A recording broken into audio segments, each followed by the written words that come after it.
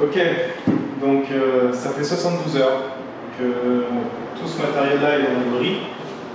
C'est toute cette boîte de riz maintenant. Ça fait mal de voir tout ça. Le drone et les batteries. Il m'en reste une qui était dans mon manteau. Voilà, la batterie marche. Mais normalement les hélices s'activent. Les moteurs s'activent et là ça ne s'active pas.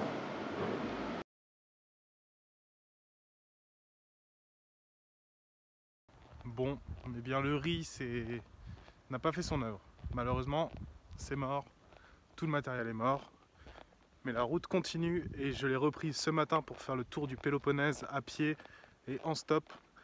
Aller un petit peu sur les lieux des cités homériques, des cités antiques de l'époque mycénienne. Argos, Pylos, Sparte, Némée, Corinthe. Voilà, tous ces petits noms qui résonnent sûrement à vos oreilles, mais qui ne sont pas forcément associés à des images. Ce sont des cités qui sont mentionnées dans l'Odyssée, comme Pylos, la cité de Nestor, Sparte, la cité de Ménélas, Mycène, la cité des Atrides, avec le roi Agamemnon. On va aller voir un peu à quoi ça ressemble.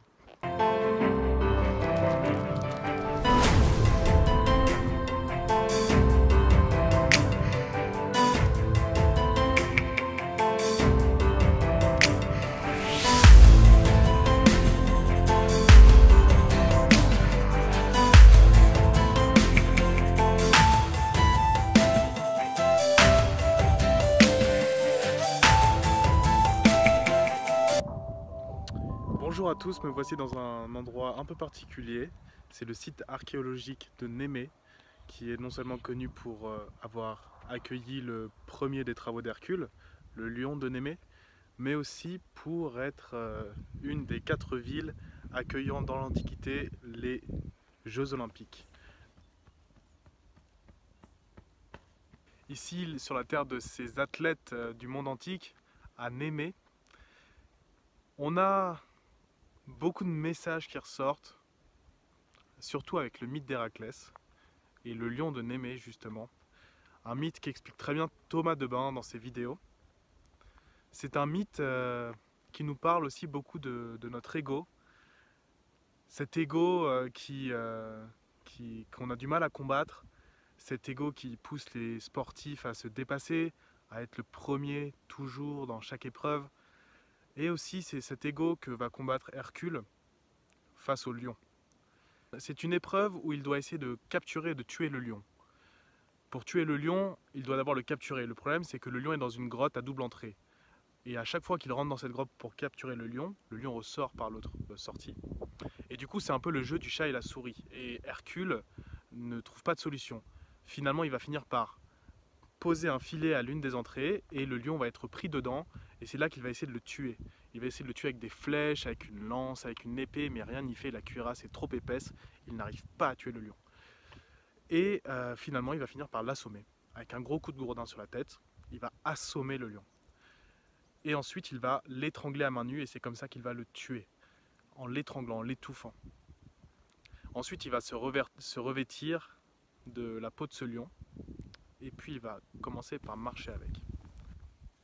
Ce que nous apprend ce mythe, c'est que Hercule tente de chasser ici son ego, son ego, mais sauf qu'il n'arrive pas à l'atteindre parce que c'est très dur de trouver son ego et c'est très dur de le tuer. Et rien que de le tuer, c'est déjà une forme d'ego. Donc en fait, Hercule va finir par l'assommer avec un gros coup de gourdin, comme on peut assommer son ego. Et ensuite, il va l'étrangler à main nue, l'étouffer, et puis il va se le revêtir. Il va revêtir la peau du lion sur lui et il va marcher avec.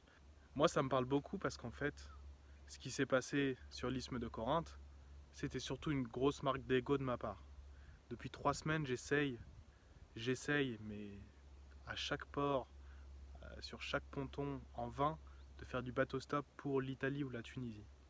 Et je me dis que vraiment, mon voyage aura pris une tournure et aura acquis le sens que je recherche une fois que j'aurai réussi cette étape de faire du bateau stop. Moi, il y a une chose que j'ai compris, il y a une chose que je comprends en ce moment dans le cadre de mon voyage, c'est que on ne peut pas commander la nature, on ne peut pas commander le hasard. Tout ce que j'ai essayé de commander ne s'est pas passé. Et au contraire, tout ce que je n'ai pas prévu est arrivé. Quand j'ai dormi à domicile chez des Grecs pendant 3 jours, c'était pas prévu. Le hasard des choses a fait que je fasse du stop, que quelqu'un me prenne, me propose de dormir chez lui, qu'il m'emmène sur les lieux exactement de l'étape d'Ulysse où je voulais aller, chez les qui connaissent. C'était vraiment le hasard. J'ai tenté de monter sur le mont Ismaros en vain, parce que c'était trop dangereux, personne ne pouvait y aller, il n'y avait pas de sentier pour y monter. Et pourtant, au-dessus de cette montagne, d'Ismaros, il y avait les ruines d'Aios Georgios, Saint-Georges, qui dataient de la période homérique. Et j'étais quasiment persuadé que c'était la cité des Kykonès qui avait inspiré Homère. Bon, j'ai pas pu y aller.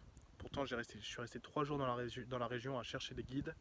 Rien n'y faisait, personne ne voulait monter avec moi, c'était trop dangereux. Il y avait des loups, il y avait des chiens sauvages.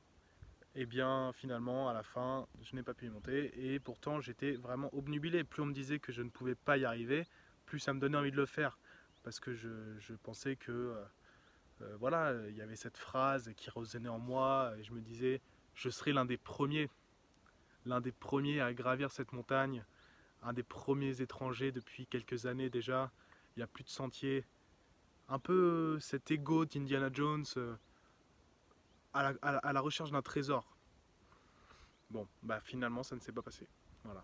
Et je suis parti en acceptant et en me disant, bon bah voilà, là j'étais un peu trop téméraire et je voulais y aller alors qu'il y avait du danger. Et si ce n'est même pas du danger pour moi, c'était du danger pour les autres, parce que j'entraînais avec moi un guide, j'entraînais avec moi Héraclie, qui m'avait accueilli chez lui et qui était emballé par mon enthousiasme, emballé par ma motivation et qui voulait m'accompagner. Donc il n'y avait pas forcément du danger pour moi. Et c'est un peu l'image du lion de Némée qui justement avance, tête baissée avec des œillères, la bouche en sang. Et en effet, c'est un moteur. L'ego, c'est un moteur, mais c'est un mauvais moteur parce que justement, à l'image de ce lion, c'est j'avance et je regarde pas si je fais du mal autour de moi. Et c'est aussi le message que j'ai compris pour le bateau stop, c'est que voilà, faut lâcher prise. Faut lâcher prise. Le voyage, il va continuer.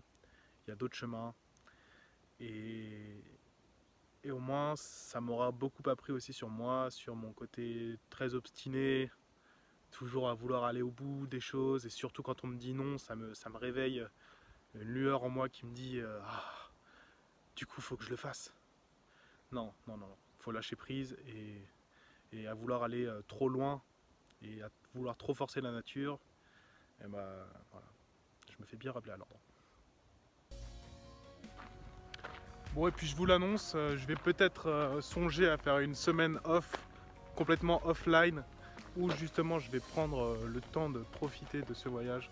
C'est aussi le message que m'a transmis la nature, je pense. En coulant toute ma flotte de matos vidéo photo, je pense qu'on m'a aussi dit commence à profiter un petit peu de ce que tu vois pour toi.